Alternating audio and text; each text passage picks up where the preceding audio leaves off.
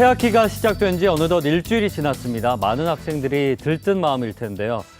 그런데 혹시 지난해 한 초등학생이 학교 앞 어린이 보호구역에서 화물차에 치여 숨진 사고를 기억하십니까? 공사 차량들이 아무런 안전 조치 없이 학교 주변을 지나다니다가 발생한 안타까운 사고였죠. 네, 저도 기억이 나는데요. 사고가 난 지점이 어린이 보호구역이었다는 점에서 더욱 안타까웠습니다. 당시 사건이 있고 나서 학교 앞 교통안전 종합대책을 마련하는 등 지자체의 움직임이 있었죠. 그런데 몇 개월이 지났지만 여전히 위험에 노출된 학교가 있다고 합니다. 도대체 어떤 상황인지 직접 찾아가 봤습니다. 부산의 한 주택 재개발 지역. 그런데 공사장 바로 옆으로 학교가 하나 있습니다. 이 학교는 장애 학생들이 다니는 특수학교인데요. 주변이 재개발되면서 공사장 한편에 남게 되었습니다. 이 학교에는 영유아부터 중학생들까지 약 100여 명의 학생들이 다니고 있습니다. 학생들은 청각장애나 발달장애를 가지고 있어 더욱 주의 깊게 돌봐야 합니다.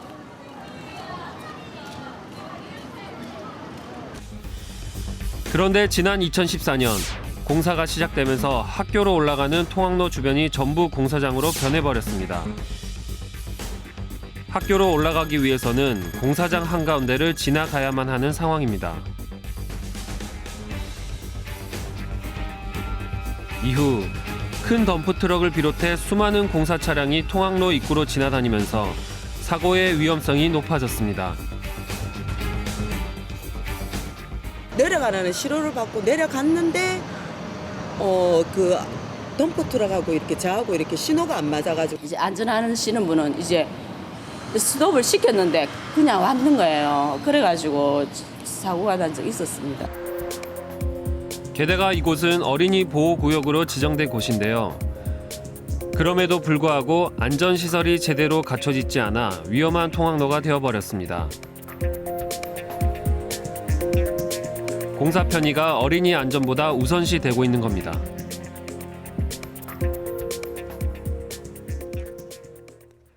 제가 직접 통학 차량을 타고 학교에 올라가 보기로 했습니다.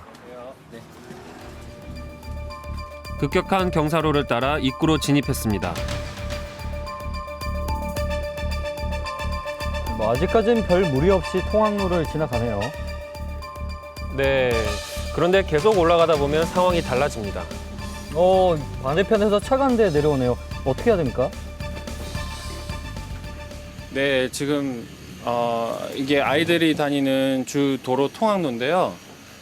지금 차가 이렇게 막히다 보니까 옴짝달싹 하지 못하는 상황이라고 합니다. 네, 이렇게 매번 등교할 때마다 아이들이 이렇게 많은 불편을 겪어야 되는데 이거 참 공사도 하는 연장이 옆에 있고 참 위험한 상황으로 보입니다. 네.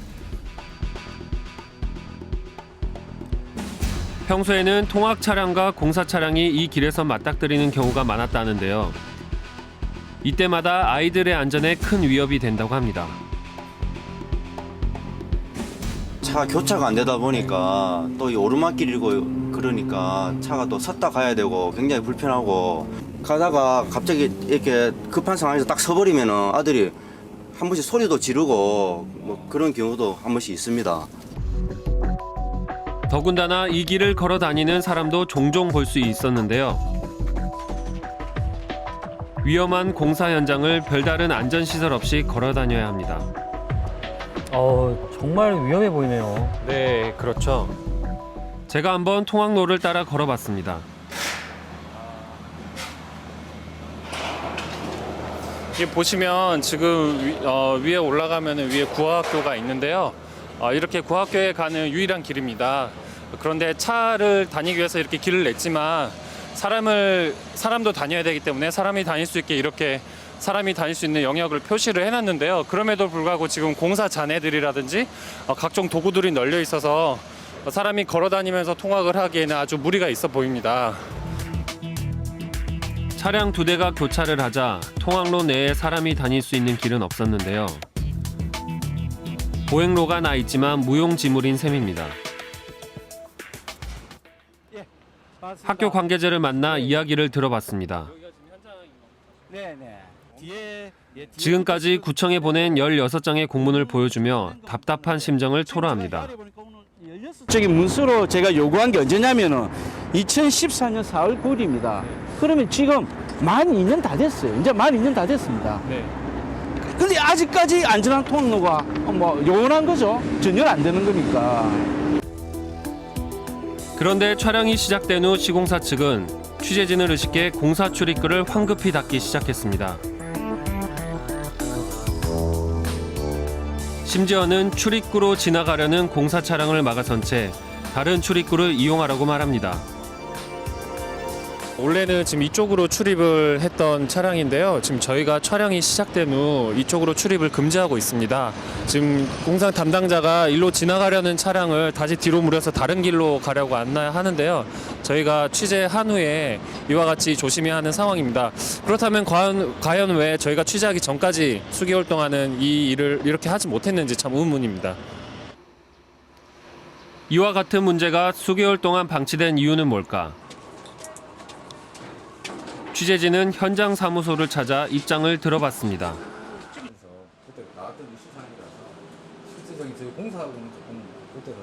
안전 통학로 부분이 이전을 하면서 아직 공사가 채 완료되지 않은 상황입니다. 그래 과도기에 있다고 볼 수가 있고요. 그 부분에 대해서 저희가 신호수 배치하고 관리를 지금 충분히 하고 있지만 그 미비한 부분에 대해서는 등하교 시간에 저희가 게이트 전면 통제를 통해서 등하교를 할 수 있도록 통학로를 안전하게 사용할 수 있도록 조치할 예정이고. 취재를 시작하니까 갑자기 출입구를 닫고 또 공사 차량 통행을 중지시키는 모습을 보면서 왜 이제야 이런 조치가 취해지는 건지 참 아쉽습니다. 그런데 출입구를 통학로 입구 말고 다른 곳으로 옮기는 건 현실적으로 불가능합니까? 네, 시공사 측은 통학로 입구 외에 다른 곳으로 출입구를 내는 것이 공사 여건상 불가능하다고 밝혔는데요. 이 부분을 사전에 학교 측과 충분히 협의하지 못한 것이 상당히 아쉽습니다. 그렇군요. 어쨌든 지금부터라도 안전한 통학로가 확보돼야 할 텐데 관리 감독을 해야 할 관할구청 입장은 어떻습니까? 네, 바로 어제 학교 측으로 구청이 공문을 보내왔습니다. 여기 보시면 총 3가지의 조치를 마련했는데요. 통학로 입구에 추가로 인력을 배치하고 표지판 등 안전시설을 더 늘리고 통학 시간에는 공사장 출입구에 공사 차량 출입을 중지하겠다 이렇게 밝혔는데요. 지금이라도 이런 조치들이 마련돼 다행이긴 하지만 아이들의 안전을 위해서 앞으로 이러한 조치들이 제대로 시행되든지 계속해서 지켜보도록 하겠습니다.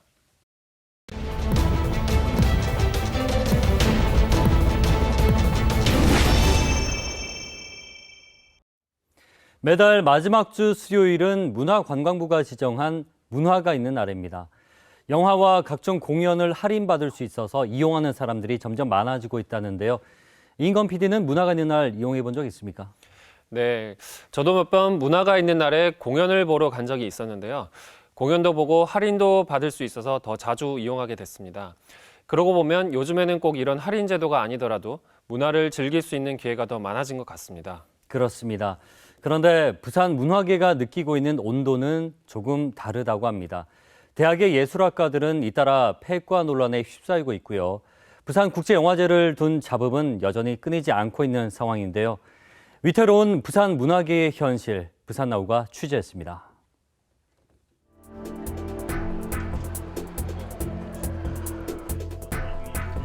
부산의 인문예술 전문가들과 예술학과 학생들이 한자리에 모였습니다. 최근 논란이 된 대학의 폐과 사태를 두고 공개 토론회를 연 겁니다. 이번에 폐과가 결정이 나면서 이렇게 분란이 있었는데 학교 측에서는 지금 저희한테 이제 병합을 한다 이런 식으로 의견이 나오고 있어요. 물론 학생들도 이제 병합하는 거에 찬성이 있는데 이게 조금 문제가 있는 게 저희가 이게 병합을 한다고 해서 미술이 살아남을 수가 있는지 그게 저는 좀 의문이 들거든요. 근데 징후가 그렇게 좋지는 않아요. 그러면 힘들어지겠네요. 학교에서는 일단 통합을 한다고 예고는 날렸는데 통합을 시켰다가 저희가 없어질 가능성이 굉장히 크거든요. 폐과에 반대하는 학생들의 발표는 계속해서 이어졌습니다. 특히 동의대학교 미술학과 김태환 학생은 비디오 작품을 통해 직접 기획했던 폐과 반대 활동들을 소개하기도 했는데요.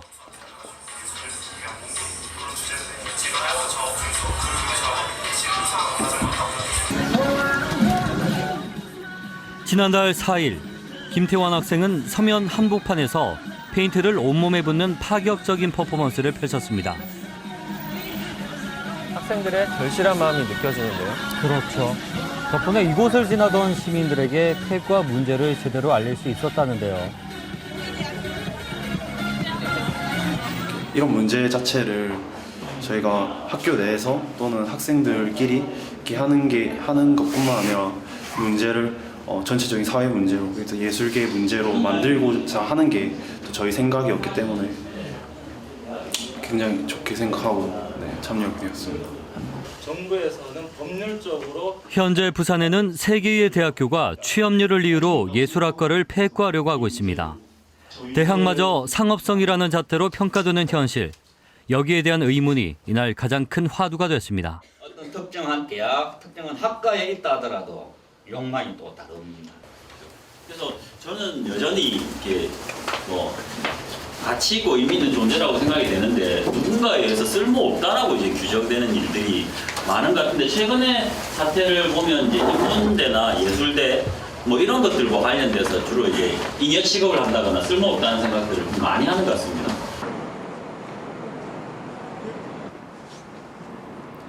국도예술관은 부산에 2개밖에 없는 예술영화 전용 극장입니다. 상업영화에 밀려 쉽게 볼 수 없는 예술영화들을 만날 수 있는데요. 가끔 이거 왜 뒤집냐고 하시는데요. 이렇게 있어요. 지난 2006년 문을 연 이후 타 지역에서 찾아오는 관객들이 있을 만큼 그 가치를 인정받고 있습니다. 예술영화 전용관들이나 이런 작은 공간들은 꼭 필요하다고 생각하고요. 거기서 상영되는 작품들의 그 다양성이란 부분에 있어서도 당연히 필요한 공간이라고 생각하고 있습니다. 그런데 올해는 이곳을 비워줘야 할 만큼 재정난이 심각해졌습니다. 같은 이유로 10년 동안 지켜온 예술영화관의 자부심마저 무너지고 있다는데요. 정부의 예술영화관 지원 사업이 바뀌었기 때문입니다. 영화진흥위원회는 지난 2014년까지 극장의 직접 운영비를 지원해 왔는데요. 작년부터는 정해진 영화를 상영해야만 보조금을 받을 수 있도록 사업을 변경했습니다. 문제는 시간과 요일까지 정해져 있을 만큼 영진위의 갭이 많아졌다는 겁니다. 이 정책을 통해서 이제 사실 영진이가 하고자 하는 건 1차적인 건 검열인 거죠. 네. 일단 작품을 선택을 하겠다는 거에 있어서 이미 그 정해주는 작품을 해야 하는 거고 시간대도 정해져 있어요. 몇 시부터 몇 시 안에 상영을 해야 된다는 것들이 명시되어 있다 보니까 굉장히 제약을 받는 거고. 지원 사업을 맡고 있는 영화진흥위원회는 검열에 대한 논란이 터무니없다는 반응입니다. 그 부분에서 오해를 가지고 있다가 이미 극장들이나 전용관대로 얘기가 다 끝났다고요. 그런 데가 다 그게 뭐냐면 저희가 찍어준 영화만 그 위탁 단체가 선정한 영화만 트는 게 아니라 그 영화들의 일종의 대관료 형식으로 보조를 해주는 거예요, 영화관에. 영화진흥위원회의 말과는 달리 여전히 갈등은 해소되지 않고 있습니다. 예술영화관들은 지원금을 빌미로 자율성을 빼앗는다며 반발했고 독립영화감독들 역시 사전검열로 받아들일 수밖에 없다며 지원 사업의 보이콧을 선언하기도 했습니다.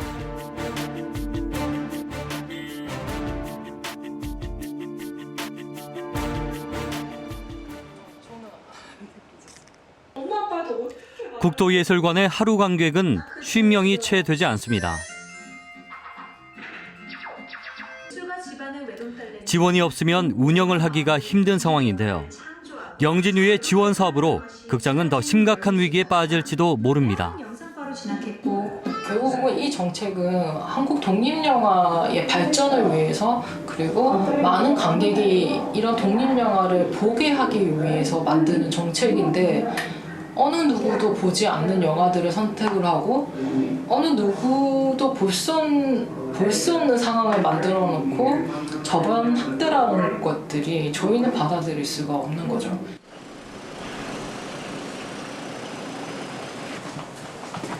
부산 비평계를 이끌어온 잡지의 사무실을 찾았습니다. 오늘의 문예 비평은 부산뿐 아니라 전국적으로 유명한 비평 전문지입니다. 잡지가 지금 25주년이 됐고요. 네, 그게 1991년도에 창간호를 낸 이후에 이게 창간호입니까? 예. 결호 없이 지금 25주년을 맞아서 100호를 지금 발간을 앞두고 있습니다. 지역에서 이렇게 25년 100호 정도 되는 잡지들이 있습니까? 지금 거의 없다라고 보시면 될 것 같고 지역에서는 아주 소중한 문화자산이라고 보실 수 있을 것 같고요. 묵묵히 부산 문학의 자존심을 지켜온 오늘의 문예 비평. 25년이라는 세월을 통해 그 가치는 높아졌지만 갈수록 경영은 어려워졌다고 합니다. 제가 2009년에 들어왔을 때는 1,700, 1,600만 원을 지어 2천만 원에서 약간 이제 조금 깎여 있는 금액을 받다가 100만 원씩 깎더라고요. 이게 이제 약간씩 미묘하게 이제 말을 할 수 없게끔 이제 삭감을 하더니 이제는 아예 통보하는 방식을 취하고 있죠. 정부가 하고 있는 우수문예지 지원 사업을 살펴보면 그 규모가 10억에서 3억으로 계속해서 축소되어 왔음을 확인할 수 있는데요. 올해부터는 아예 사업이 폐지돼 지원금이 끊겼습니다. 지원금 없이 문예지를 발간한다는 것은 서울에서도 어려운 일입니다. 부산을 비롯한 지역 문예지들이 이 같은 상황을 더 이해할 수 없는 이유입니다. 예. 사실 지역 문화를 불모지라고 말하면서 그 불모지의 어떤 새로운 싹이나 생명이 솟아날 수 없는 그런 어떤 단절의 어떤 프로젝트를 지금 그 문화예술교육 정책에서 이렇게 시행하고 있는 게 아닌가 하는 생각이 듭니다. 예. 전국에서도 찾기 힘든 문예 비평지의 100호 발간 소식. 오늘의 문예 비평은 부산 문화를 지킨다는 자부심으로 99호까지 달려왔는데요.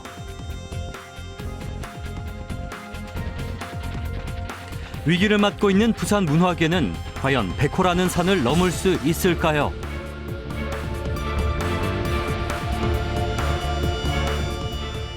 부산 문화예술계가 이렇게 어려운 상황일 줄은 몰랐습니다. 정말 걱정인데요. 네, 위기감이 좀 느껴지시죠?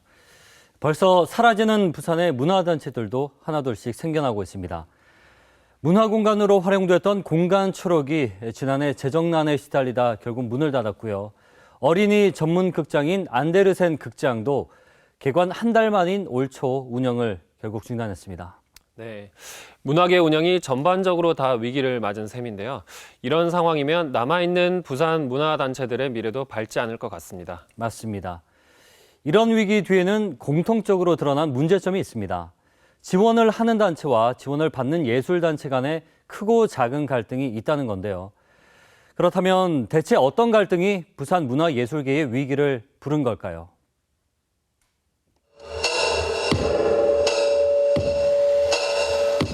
(40계단에서) 한 무리의 사람들이 춤을 추고 있습니다.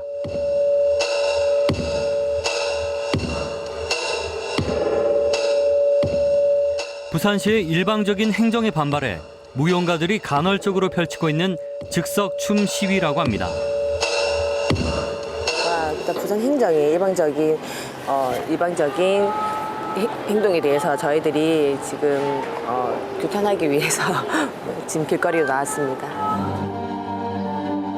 예술인들은 부산시의 행정 방식에 대해 이해할 수 없다는 입장입니다.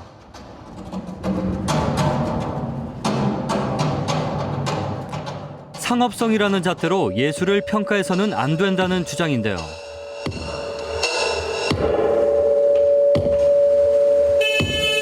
그게 단지 돈이 되지 않는다는 이유로 어떻게 무시되거나 우리의 소리를 듣지 않는 거에 대해서 사실 이해가 좀 되지 않고요.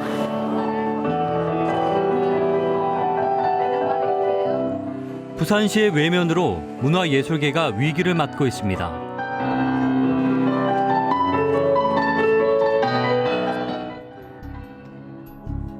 부산 기장군의 한 문화공간. 한때 이곳에는 미술인들의 스튜디오와 작업실이 있었습니다. 현재는 아파트 공사를 위해 대부분 철거되었다고 하는데요. 하루아침에 갈 곳을 잃은 미술단체들. 하지만 더 황당했던 일이 있었습니다. 부상 희비하고 막 파악하고 다니면서 이제 와가지고 이게 뭐 하는 거냐고 뭐 창고냐고 뭐 여기가 아무것도 없는 거라고 생각해요. 그냥 축사나 뭐 이렇게 생각했겠지. 축사. 근데 왜? 뭐 예술가들이 그런 거죠. 이제 발주처에서 다 해주고 그런. 정말 자존심이 상하셨겠어요. 맞습니다. 시가 얼마나 예술 공간에 대해서 무관심한지 알 수가 있는데요. 택지 개발에 밀려서 이 작품들도 모두 사라질 위기에 놓여 있다고 합니다. 15년간 대한미술단체를 운영해온 서상호 씨도 곧 이곳을 떠나야 합니다. 제대로 된 지원 한번 받지 못한 채 문을 닫는 겁니다.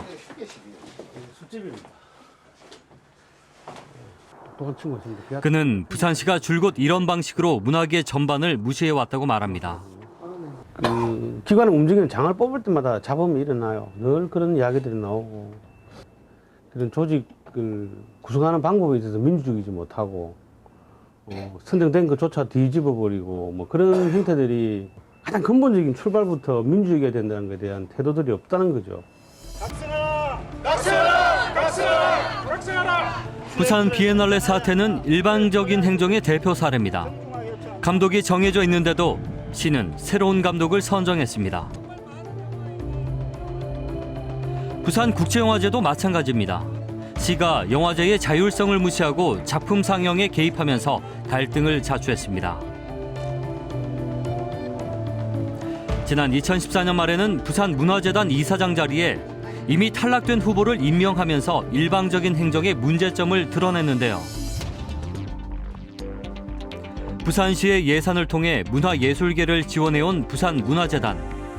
당시 문제에 대해서는 대수롭지 않다는 태도를 보입니다. 조금 행정상의 어떤 착오라든지 이제 지금 현재로서는 이제는 뭐 다들 아무도 그거 옛날에 그런 일이 있었지 할 정도의 그냥 해프닝 정도가 아닌가. 과연 그럴까요? 부산문화재단 전 대표이사인 남성우 교수를 찾았습니다. 그는 부산문화재단의 문제뿐 아니라 최근 벌어진 영화제 논란까지 여러 사태들에 대한 문화계의 입장을 대변해 왔는데요. 부산문화재단 이사장 사건이나 최근에 계속 진행 중인 비프의 이용관 위원장 사태 문제나 하나의 맥락 속에 있다라고 생각을 합니다. 이것은 근본적으로 이 문화가 가지고 있는 어떤 자율성과 함께 문화의 어떤 창의성을 보장할 수 없을 때 일어날 수 있는 정치적인 어떤 그 결과라고 저는 해석을 합니다. 특히 부산문화재단에 대한 시의 개입은 재단의 수익 구조를 통해 설명됩니다. 부산문화재단의 사업비는 대부분 시와 국가의 지원금으로 이루어져 있습니다. 이 예산은 결국 부산시의 위탁 사업에 쓰일 수밖에 없는데요. 올해는 그 비중이 더 늘어나면서 문화재단의 자율성이 더 약화됐다고 볼 수 있습니다.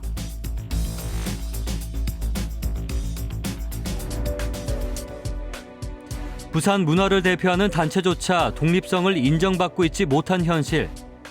남성우 교수는 오늘날 부산 문화계의 위기는 제대로 된 문화정책이 없는 데서 왔다고 말합니다. 사실 그 서시장 체제에서 문화정책은 한마디로 부산에 문화정책이 있었는가? 라는 질문을 할 수밖에 없고 있었다라고 하면 그 문화정책은 실패였다. 지금이라도 지금까지의 어떤 생각을 완전히 뒤엎는 새롭게 시작한다라고 하는 어떤 그런 마음으로 문화를 이해하고 문화정책을 새롭게 입안해 가야만이 문화 융성이 이루어질 수 있지 않겠는가. 서병수 시장의 문화정책 실패를 단적으로 설명하는 것이 바로 부산국제영화제 사태인데요. 현재까지도 시와 영화제의 갈등이 계속되면서 시의 개입이 영화제의 위기를 만들었다는 원성이 높아지고 있습니다. 국내뿐 아니라 전 세계의 영화인들도 부산국제영화제의 자율성을 보장해줄 것을 요구하고 있습니다.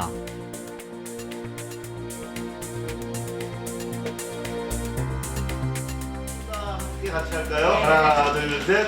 우리가 지켜본다!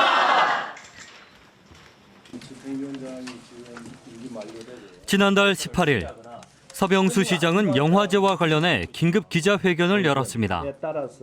그 자리에서 밝힌 시장의 입장은 또 다른 논란을 낳고 있습니다. 이미 자율적인 영화제 환경에서 부산시에서 너무 정치적으로 개입한 거 아니냐는 지적이 있는데 어떻게 생각하십니까? 어떤 점을 두고 부산시가 정치적인 개입을 했다고 말씀하시는지는 모르겠습니다만은 부산시는 여태까지 영화제에 대해서 자율성을 해치는 어떠한 행위도 하지 않았다는 것을 말씀을 드립니다. 다만 우리 사회, 이 영화제가 정치적으로 이용되어서도 안 되고 정치적으로 이용을 하려고 하는 시도도 있어서는 안 된다는 말씀을 분명하게 드립니다.